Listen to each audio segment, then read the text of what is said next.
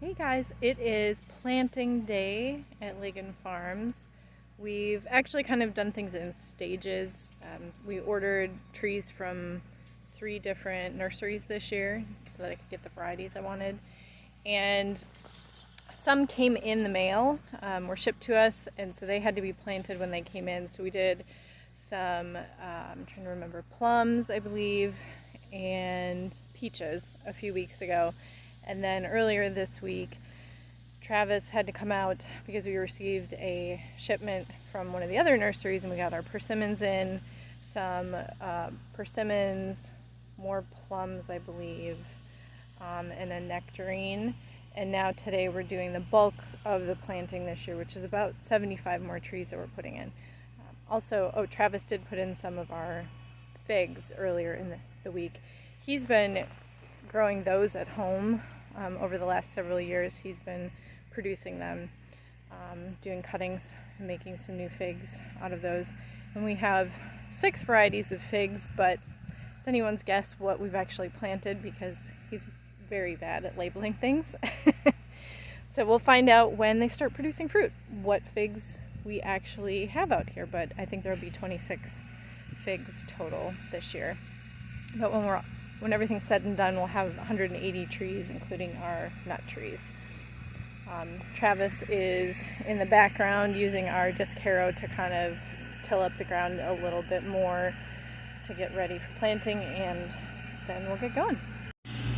So here is the field before we've got things planted.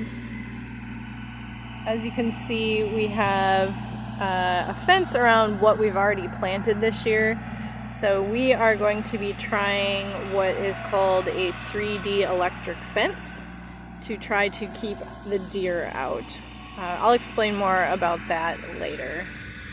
Biggest pain in the butt about farming in Florida that I've discovered so far are the vines. See all these? This is all muscadine vines. They are so hard to kill, and these are small. There are some that are as big around almost as a small tree trunk.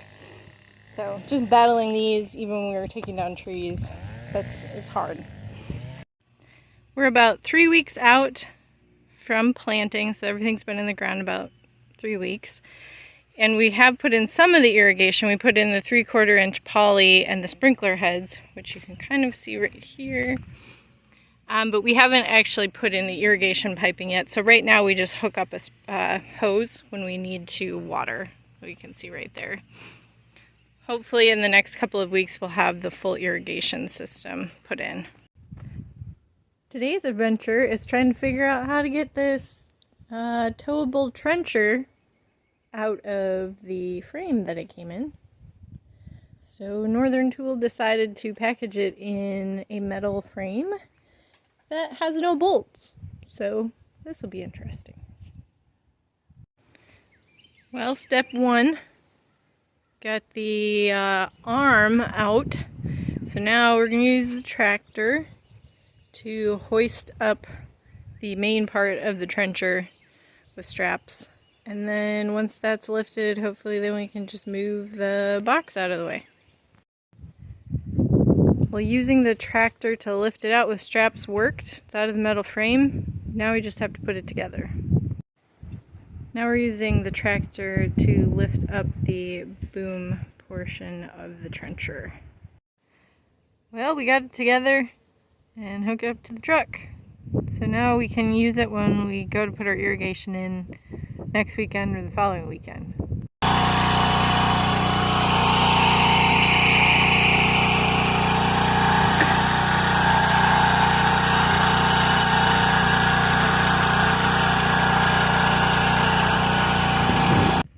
About a month ago, 6 weeks maybe, we got our irrigation manifold done.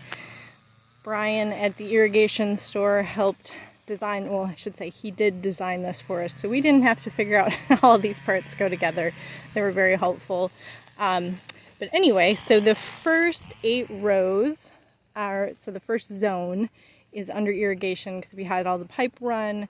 So now we can water the first 8 rows running east-west all at once. So a lot quicker The other rows, I think the other 6 that we have, they have to be watered manually.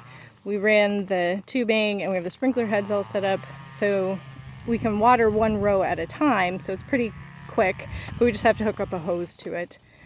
In order to run the irrigation for zone 2, we need to clear some more trees on this side, another 2 rows worth basically, and then we'll have another 8 rows under irrigation.